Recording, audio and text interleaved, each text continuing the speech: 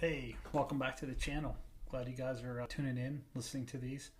Dan Crable, serial entrepreneur. Been doing this for about 25 years now, and really trying to help people when they're trying to make $500 a month to $1 million a year. That's who I'm trying to help out. But today, let's talk about the grind. So, first of all, the grind is real. I mean, man, I've been grinding my entire life, and actually sometimes been grinding too hard. So let me just take you back to when I first started, and I went through 7 jobs in 2.5 years, and I had a wife and a baby. Those were some tough years, man. Had a guy named Mark that was in my small group at church. He was like, hey man, I think you're really good in sales, but I think you're in the wrong industry. And he was right, because I was trying to do the .com thing in the middle of the .com crash. So I was trying to be a tech recruiter, which I actually did like. It was helping people, find their jobs, and did some placements. But during the .com bust, man, it was brutal. I mean, one company, I was the top sales rep. Like, I had it up like my name on a plaque, and then in February that year they let me go. I was just like, well, how do you go from being the top recruiter to being let go? So it was just brutal. But I remember starting with Mark.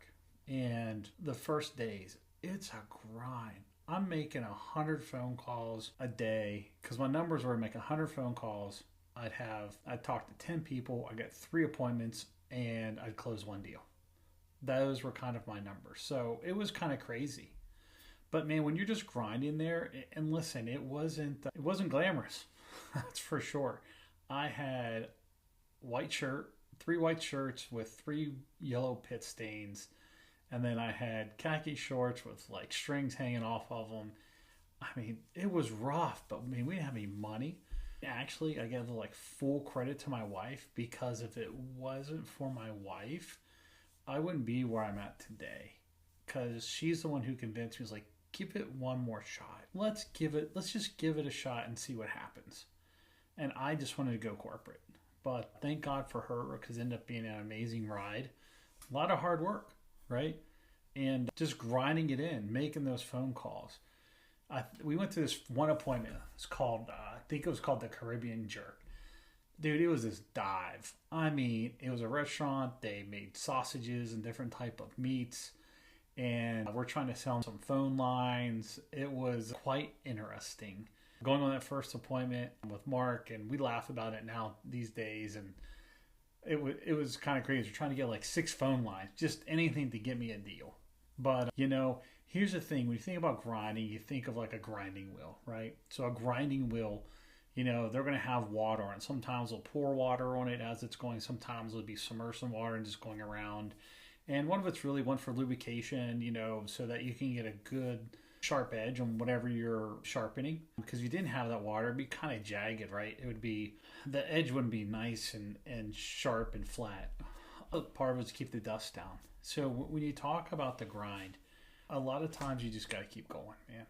Like, you just let the water flow and just understand it's sharpening your skills.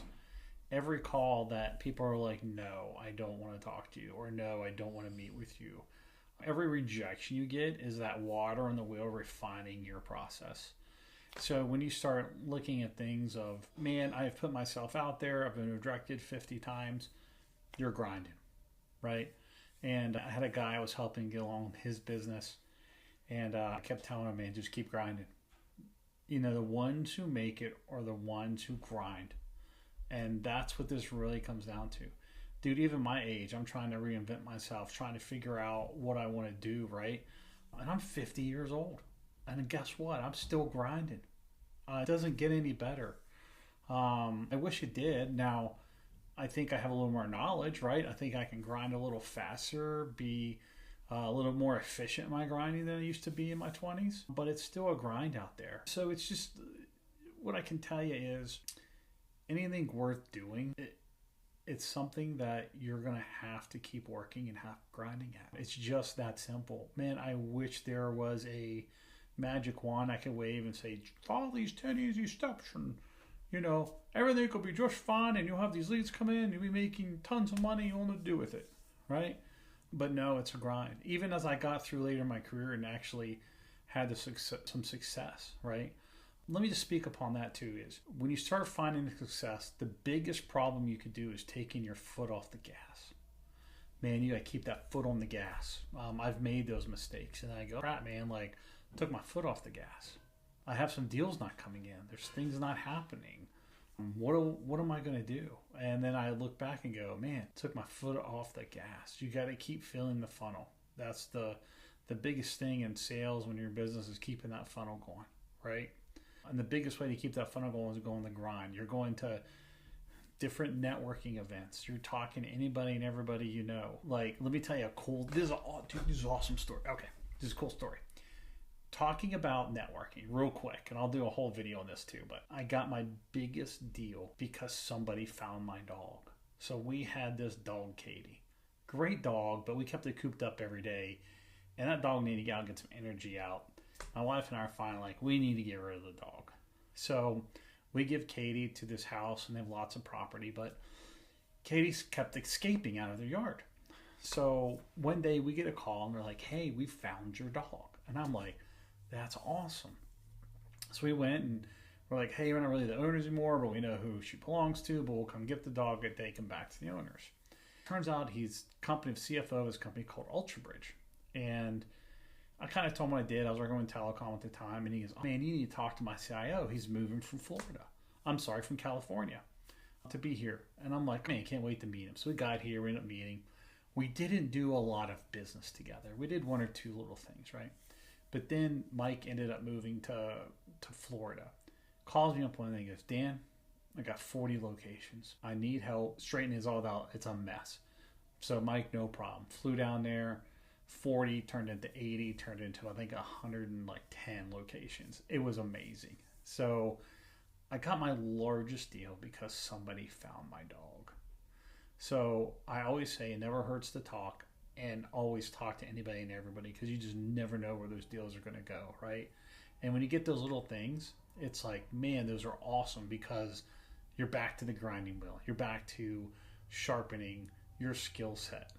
That's the grind, you know? But there's lots of good things that come out of the grind, right?